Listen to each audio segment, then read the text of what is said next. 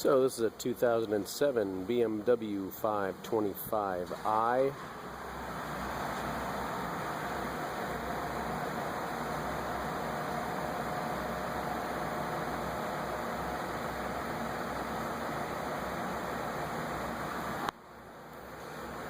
Hey, you got my flashlight. Awesome, thanks. Okay. Thanks, Oscar. See you next time. Yeah. Replacing the radiator on this. As you can see, actually I have a nice new one in here, so you're gonna follow me along as I put it back together, so you can know what the last thing is that I'm doing and the first thing. I've actually put this radiator fitting back on. This particular radiator has been updated to not need one fitting, so I got a new hose. There's a hose that goes here, goes down there, and connects down below. It used to branch off in a Y and go down here to an extra fitting, but as you can see, the fitting is now gone on the new radiator, so I have an updated hose. So got that. There's a clip right here, and that needs to be lifted up with a screwdriver, and then you can pull these off. They're friction fits kind of thing with the O-ring. You can see how it looks there, and it's got a guide right there on these. So this radiator simply slides up and down in this nice groove channel. So we've slid it down into its channel, and we have attached this first piece to it. And at this point I'm going to throw in the radiator cooling fan assembly. The bottom here has got a couple hoses on it, so you need to detach those. Of course, this one may be the one that has been discontinued. So we'll throw it in here. Just slides into place over here and over here with a couple fittings right down there on this side. So we'll slide this down into place.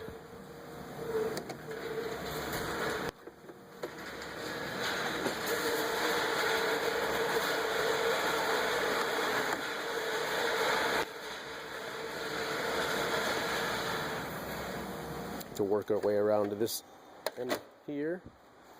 Oh, it actually flips. Look at that. Honestly, did not see that before, but it flips out. Hats off to BMW. Flips off so you can get it by there. And you can see the channel it's going to slip into. So we're just going to drop this into place. There's also two knobs on the bottom of this that fit into slots on the very bottom. So just make sure you line those all up. You can see down there. There's one of the two slots. We'll just drop the cooling fan assembly right into that. I'm going to put my phone down so I can do some work, but that's how it's done.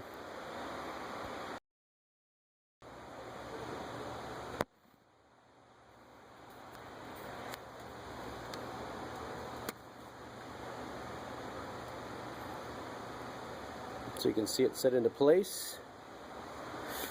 At this point you can probably plug this back in as well. Squeeze these two terminals to release it. Snap this back into place right like that. You can see this is back flipped into place as well.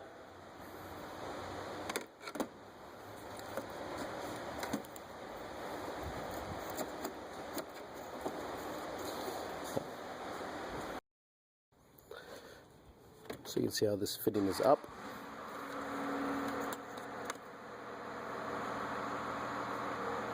Puts a teeny bit of lubricant on here because there's an O-ring in here, so I'd like to make sure it slides into place. And there's a groove. I'm going to line up with this. Just like that. Make sure it locks into place. You hear it click, it won't pull off. And check this one down here too as well. Looks good. Got our fittings there connected. I'm going to go down below and take a look. Okay, so we do have all the covers taken off this vehicle. Actually, this vehicle ran over a battery and ruined some things, did some damage here, so all the covers are off. Phillips screws or Torx bits. You can see where they fit here. So here's our fittings right there. Just put the hoses back in their slots. We need to undo those.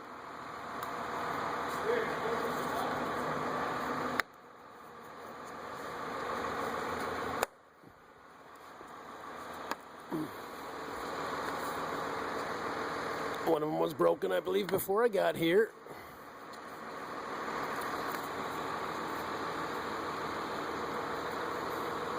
Now this piece just slides on. It's pretty dirty. I'm going to have to clean this up. There's a lot of dirt and debris I was blowing around.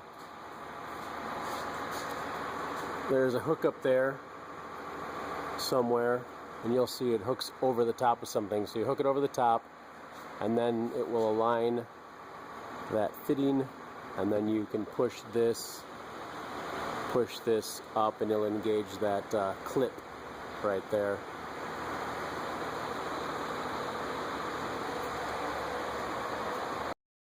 So we've got our hook on the top hooked up properly, and we got this cleaned off. You just kind of slide that onto place and push this up, and it locks into place. There we go. Locked into place. Is this cover. It's like 6 Torx bits in it, and it's got to fit. You have to push the radiator forward a little bit so I can tuck underneath here. Push the radiator forward, tucks underneath there.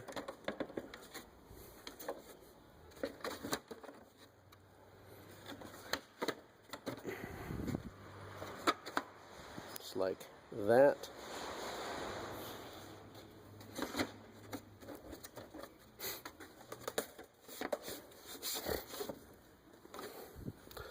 It's got these Torx bolts. Here I am using a T27. I think that fits pretty good on there. So we'll just screw these in place.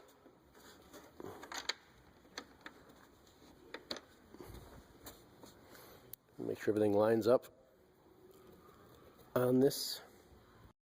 So we get our cover on here. Underneath here, underneath here, there is a knob that sticks up, so it needs to kind of fit it in this hole so everything's lined up. We got this on. So is here. Snap into place on here. Fit on there. I got a screwdriver in there. I wedged it in there and wiggled it back and forth and got this to get wide like it is. And I can slide it back on here and crimp it. You can certainly take this off and then just use a regular screw type pliers. We'll get that on the little nipple there and snap these in here. Then we'll have this cover next, and we'll almost be done. It's got I think Torx bit screws as well right in front here. It'll slip underneath this tab.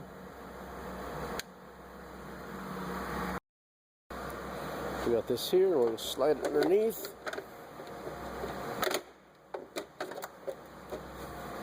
Something like that.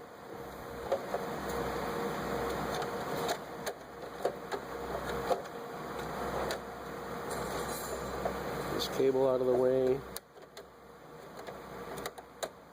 Boom, like that. And we'll just screw everything down with the right screws. A bunch of these. I guess the same one, T27. T30 may fit better. I don't know if I have one of those, but T27's fitting good. We'll put these in, and we'll try and, you can see the dust, shadows, and dirt and debris. We'll try and make sure that all those bolts line right back up in those dark spots, so it'll help line our hood latches. So we'll just screw those in.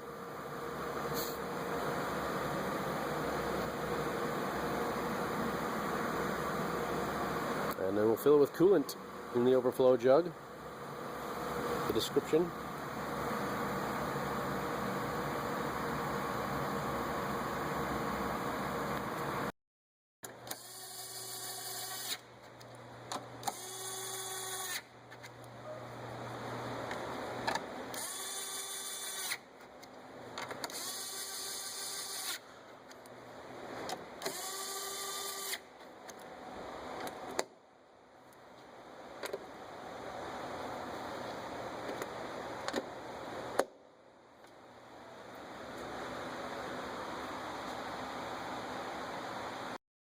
So we're starting to add our blue coolant.